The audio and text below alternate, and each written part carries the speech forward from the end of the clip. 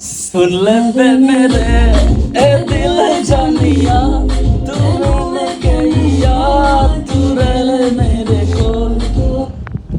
মাত্র বাজারে গেছিলাম, তো বাজার থেকে আসতেছি, আসার পরতে দেখি যে কিছু মানে ওই যে সাদা গেঞ্জির উপরে যে হারপিকের দাগ দিয়ে কিছু সমর্থক আছে না, তাদের সাথে দেখা।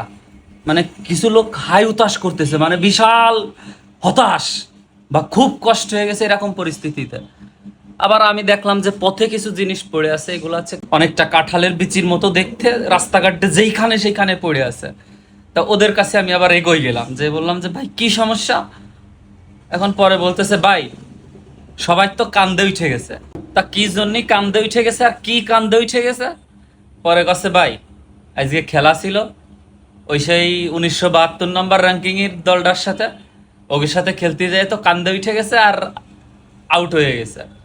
তা আমি আসলে বুঝতে উঠতে পারতেছি না যে কি কান্দে উঠে যাচ্ছে, আবার খুইলে খুইলে পড়েও যাচ্ছে, আবার ওরা হতাশ বিশাল আকারে গড়াগড়ি করতেছে, ভালো একটা বুঝে উঠতে পারতেছে না।